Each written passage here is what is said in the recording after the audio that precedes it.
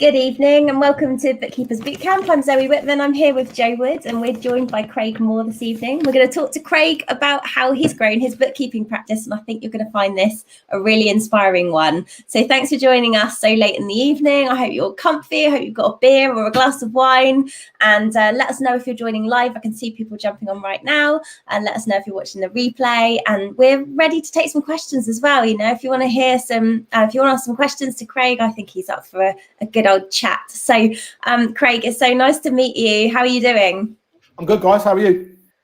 Yeah, we're good. I love these chats with bookkeepers and finding out what everyone's up to, and I think we're just quite naturally nosy, aren't we, Jo? So it's just so nice. Oh my goodness, we are so nosy, and I love finding out what everyone's journey is. And so just as some people said, looking forward to seeing the boys. Unfortunately, Dave cannot make it tonight due to a family issue. So we are here with Craig. Craig is going to fill the space for two guys and more. So do not worry about that, everybody. So glad. Look how many people are joining. They all want to know what's happening in the world of bookkeeping and boys. So Craig, would you like to tell us a little bit about yourself and your journey from, let us know what your background is, your industry, and what got you into the world of bookkeeping?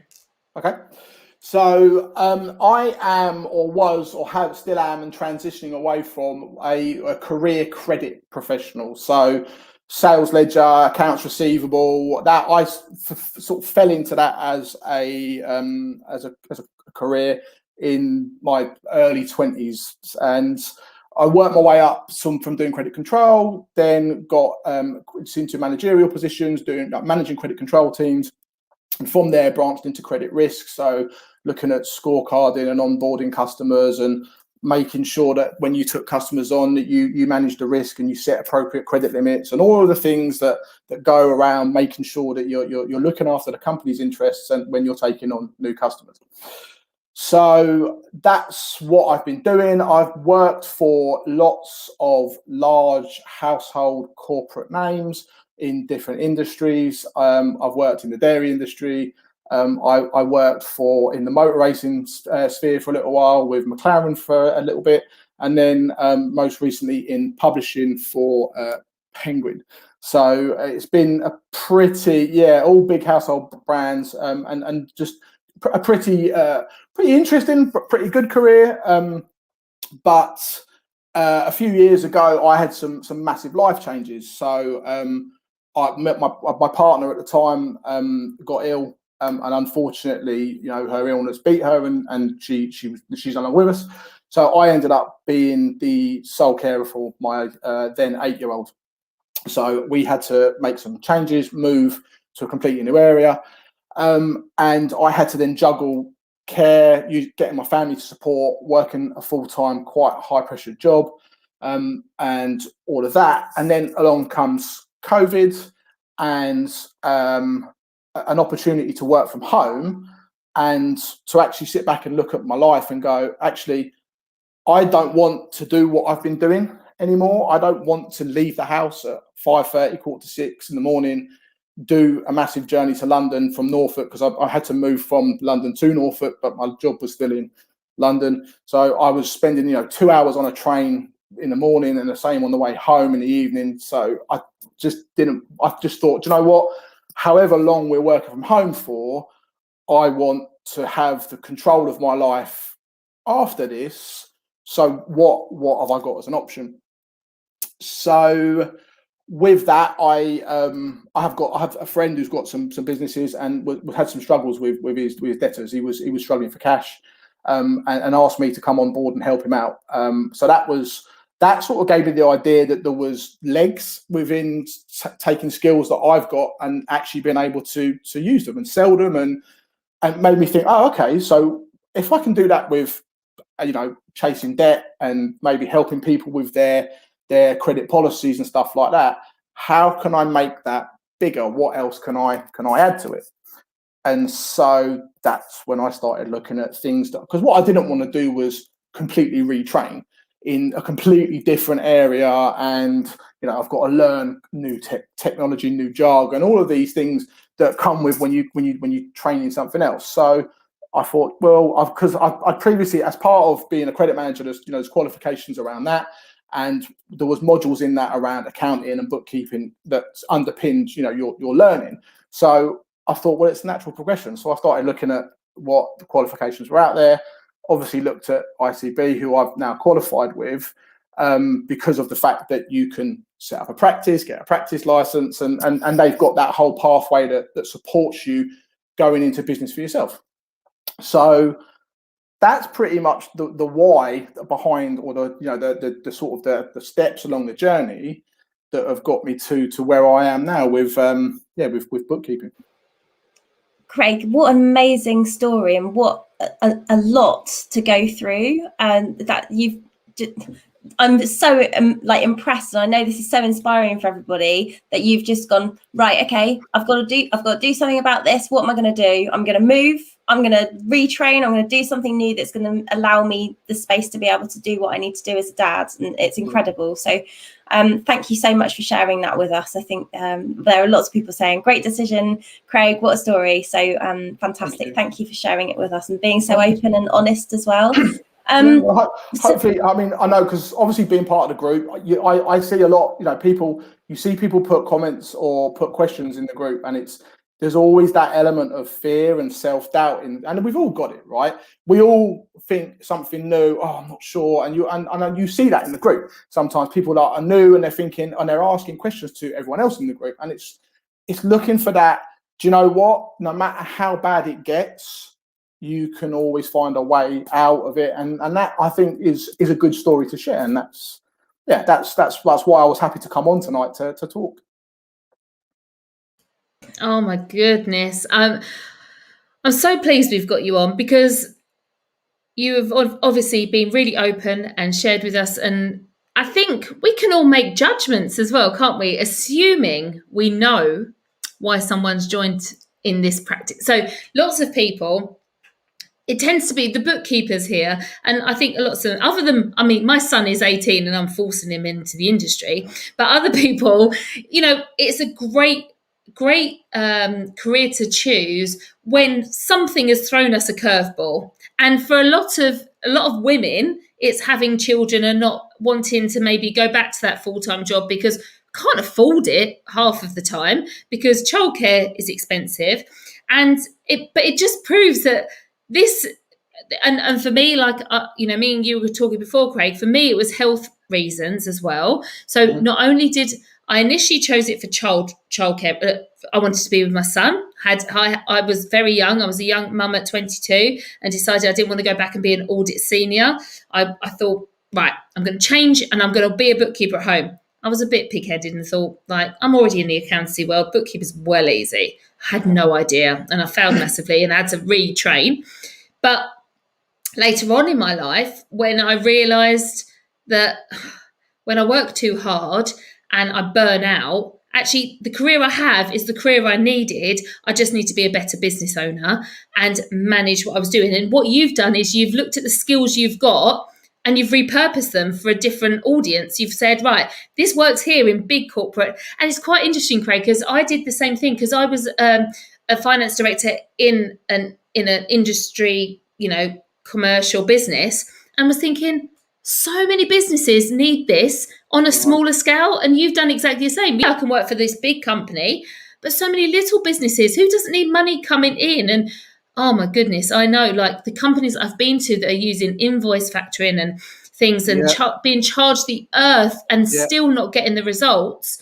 But even big it's heartbreaking. One of the I took it brought into so the piece of work that I've done at McLaren was about putting an invoice financing piece in there, and so if big companies are doing it, little companies are doing it as well, and actually all it takes is a little bit of knowledge from someone like us that can come in and say, actually, do you know what? You just need to think about how you're onboarding your customers. Yes, I know sales are important. Of course they are to you. I get that, but also getting paid is important. In fact, it's more important. And I think the thing for me was about educating people about making sure, yes, the whole profit is vanity. The whole it's all about cash being king, and making sure that you've got cash in your business.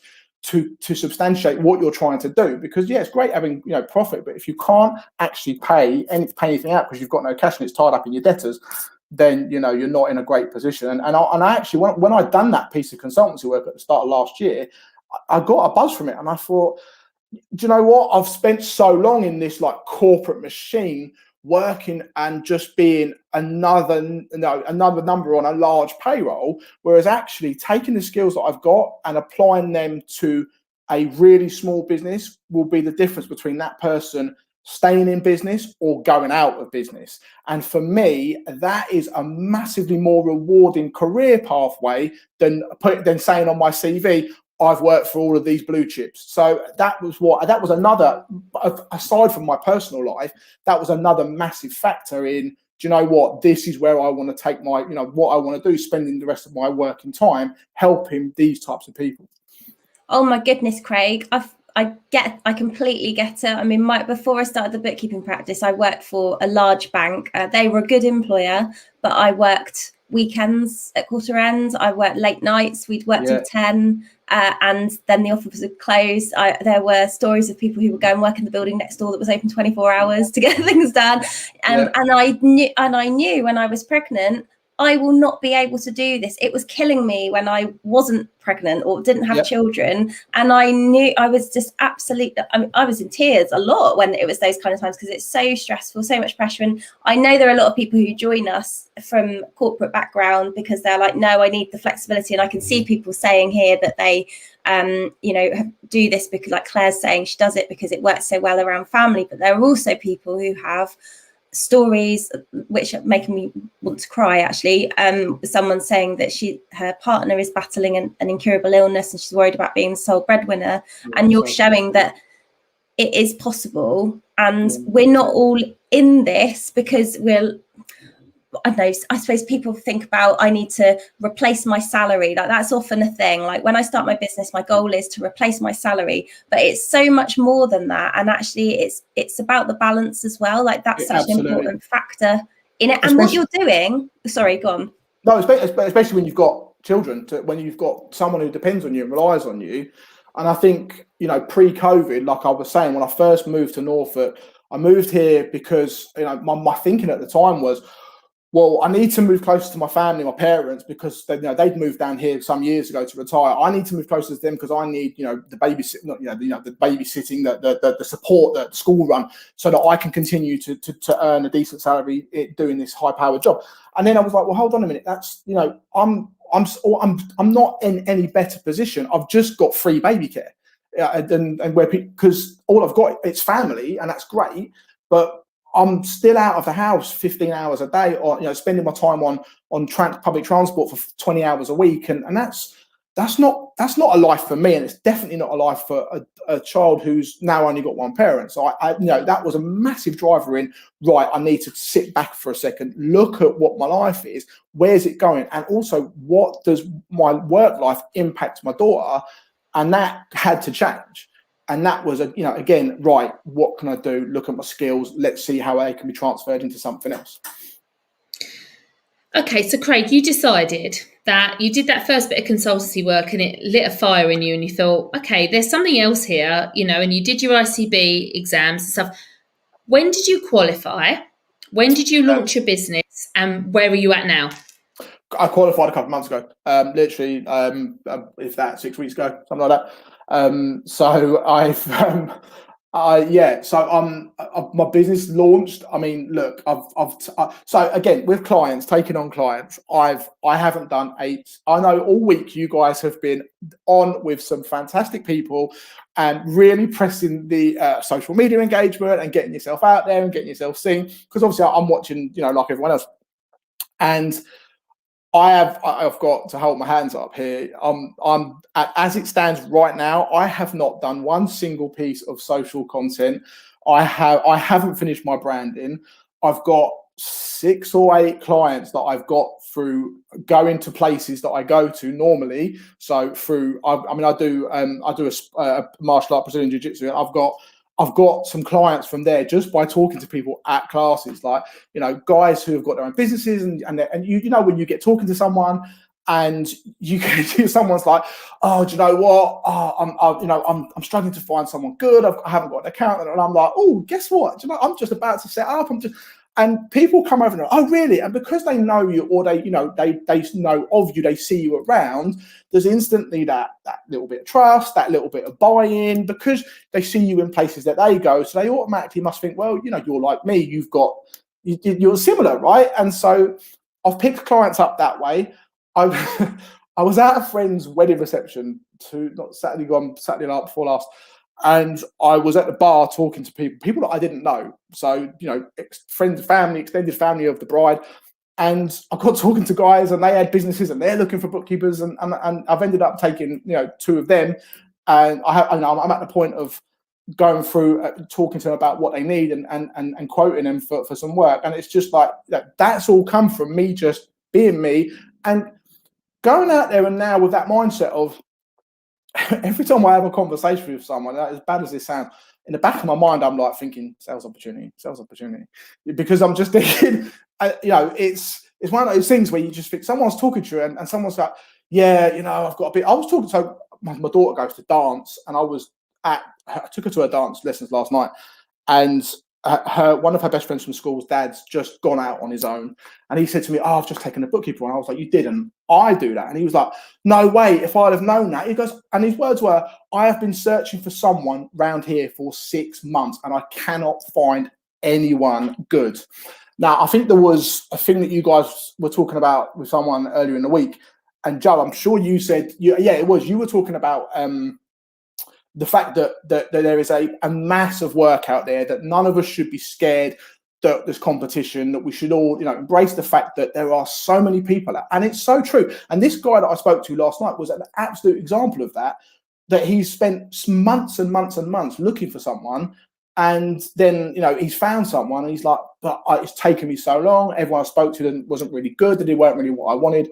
So, it just goes to show for everyone who's watching that there is such a market out there for good quality bookkeepers who engage, who talk. Because the other thing that I hear from people as well is, oh, I've got an accountant, but I never hear from them. Or, I've got, all they want to do is like rush me for my bits at year end and then charge me a massive amount of money. I don't even know what they're doing. That's the other conversation that I've had with people recently.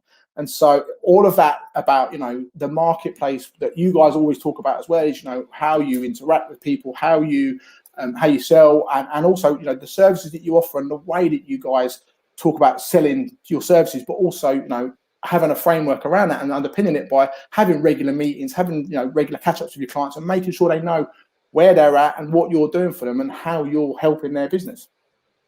I can't help thinking, Craig, that it's really easy for you to go and have conversations and find clients. You know what? When I stopped talking now, I just thought to myself, God, I'm taking over here, aren't I? This is your show, and I'm literally like talking. It's you're here to talk, Craig. No, I'm winding you up. And I can imagine, just from your personality, you're the kind of person you probably go down the shop and then you find a client, and I think that that is amazing. That is amazing personality trait for somebody who is looking to sell a service. And I think that perhaps for some of our bookkeepers watching, they might not feel like they are able to do that. But actually, social media is exactly the same. It's about you just said, it's about connecting with people and people seeing, oh, I'm kind of a bit like you and I get you. And we're kind of the same, and connecting there. And you're connecting in person with people. All we're saying to people is you can do that online too. If you're in the right places where the right people are, you have exactly the same connection. It's just digital. Absolutely. I'm not saying that I'm not doing that. I'm just saying that I haven't got that far yet. And that is absolutely on my roadmap. So I obviously joined the success program on your last boot camp, just because I wanted to get on it and I wanted to be part of it. And, I haven't done as much work on it as I needed, as I've wanted to or needed to yet, because I've had all these other things, still working full time, still finishing my ICB. But now I'm at the position where I'm like, right, great. My ICB's finished. I'm sorted now. Okay, I'm still got to do my payroll stuff, but that can just rumble on. But I'm in a position now where I can get a practice license and I can practice, and that's great. So, I can really start to push myself through the success program and start to really use the learning. So obviously I've been through some of the modules and looked at it, and you think, right, great. Now I can really have a go at this and start to push that through bit by bit and start to build my brand, get my socials up, get my engagement up, my content out there. So yeah, I'm excited for that. So Craig, the question is, how do you feel being in a group of mainly females? We're very pink and and all of that. You should have done. How have you been welcomed? How does it feel in the Success Lounge? Do you feel like you're an outsider, or do you feel like you're okay? Absolutely not. So I think the thing that there's a theme. There's always a theme that runs through the threads, the comments. In the main group, and then obviously the Success Lounge. Is when anyone joins the group, I've seen people talk about how great it is, how supportive it is, how welcoming it is, and all of that for me is true and has been true. I think one of my biggest drawbacks has been that because of my other time constraints, I haven't been able to engage as much in some of the office hour stuff. I haven't even been able to be on a Q&A yet. So hopefully now with stuff, I've now finished my qualification and I can start to spend more time not on that and on business building and stuff like that. I can get more involved in some of those things. But absolutely, the great thing about it is, even though I haven't jumped on every single call, every time you do jump on a call, everyone's so welcoming. Everyone's like, it's not like, you're here. It's like, oh, cool, yeah, hi, yeah, and it's just brilliant. It's just so inviting, and it's a really safe, warm place to be. And also, the amount of questions that people ask, nothing's ever a silly question. It's always, oh yeah, we can all learn something from that question. And sometimes I see questions and I'm like, wow, yeah, I haven't thought about that. Or someone will post a scenario in the normal group or the Success Lounge, and it'll be, oh, actually, cool, that's a good idea. And you'll just take a note of it and you'll go, do you know what, I'll use that to come back to or refer to, because I might not have come across that now, but at some point I might come across it, and it'd be good to come back and refer to it. So yeah, I guess the answer to the question is it's probably, it's the best group on any social media platform, and there's no cattiness, there's no one's trying to outdo anyone. It's all just, everyone's just trying to lift everyone else up and help them along their journey, and that's amazing. Oh, I love it. I feel the same. So it's really nice to hear that you feel like that too. What, in terms of the actual content, the content of the program, what do you think you want to revisit? So you said you've dipped into it and you've done something. I know you've worked really hard. Like, you have to do the technical stuff. It's got to be done, hasn't it? You've got to get your practice license. So of course you've prioritized that. What are the things that you think, right now I'm ready, I'm going to go back? What are you going to look at first? So I mean, I guess the thing for me is a process. Obviously, I'm process orientated. I come from that. I'm not going to lose that from my corporate days. Everything should be process driven. You should have proper policies and processes underwriting what you do. And I think the great thing for me is that, I don't know, some of the guys who are in the group have come and found you guys when their journey may be later down the line than mine. So they may be in a position where they are, they've been established, they've been running a business for maybe a year, 2 or longer.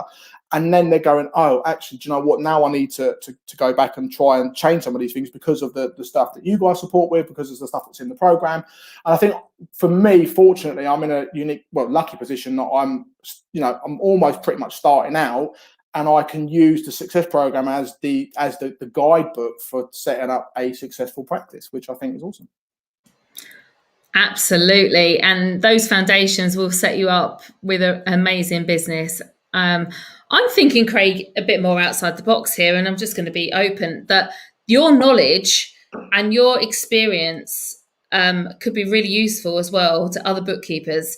So I'm thinking we get you on an office hour one day to talk through the best way to handle credit control and to set up some credit policies and things like that, because I would love to hear more about your experiences in big corporates. And I think this is where we can learn so much. And this is what we do in the Success Lounge. If there's a bookkeeper with a certain skill set and we're like, do you fancy popping on and sharing? And also, it's great for you, like tonight, we're giving you the stage. Yes. Craig for office hour.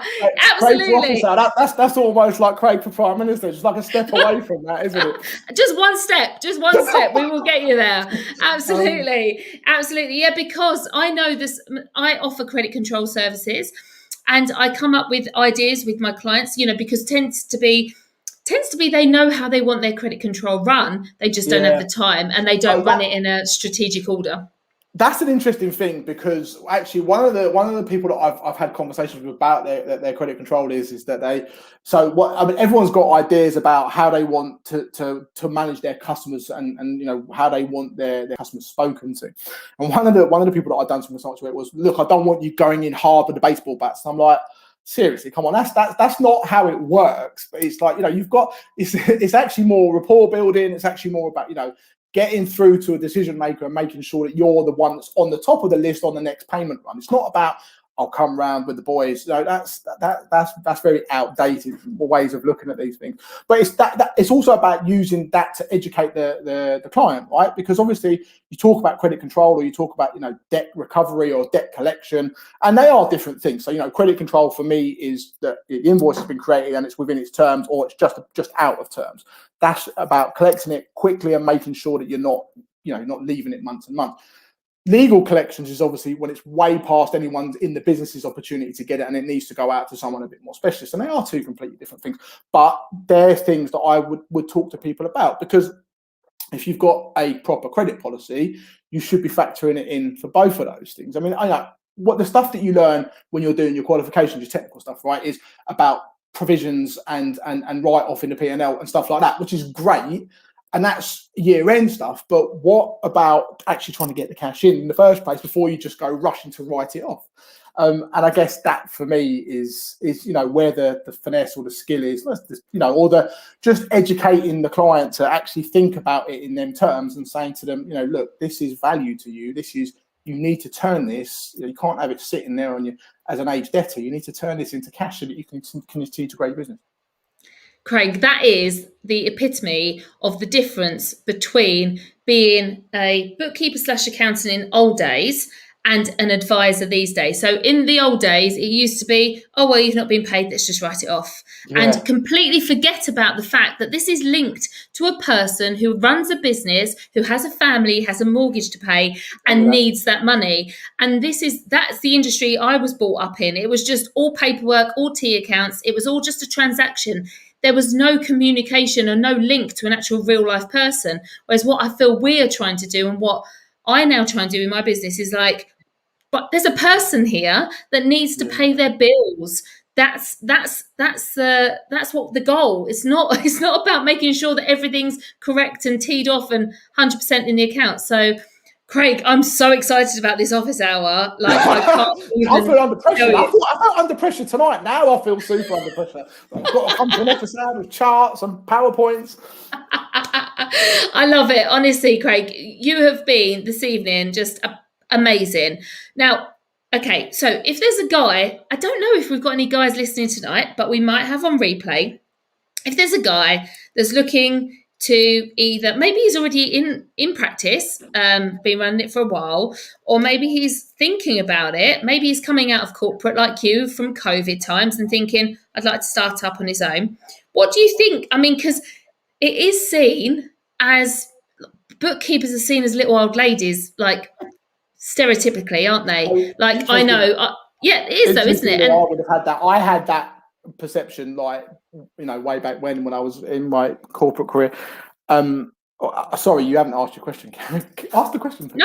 No, but you go ahead. What is your feeling? What do you call yourself a bookkeeper? Are you proud to be a bookkeeper, or do you call yourself? Yeah, well, tell us. What do you think? Because I'd love to hear. Yeah, no, absolutely. So, I mean, at the end of the day, you're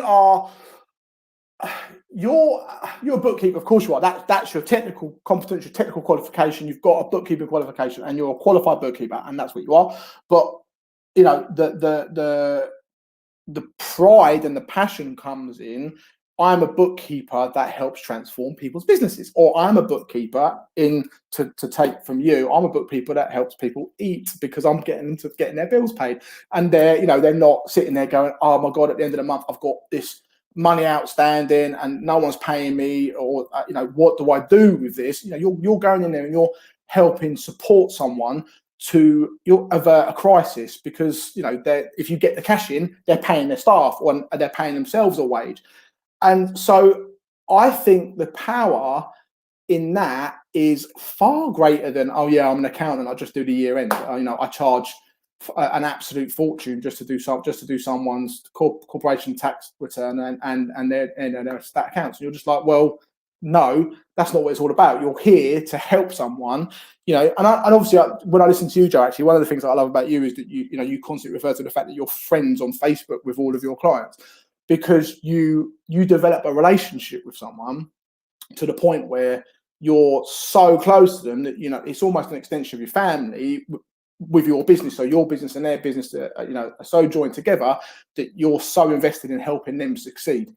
Now, isn't that a better thing to be able to say, I help people succeed, rather than I just do people's stat accounts at year end and charge them a fortune?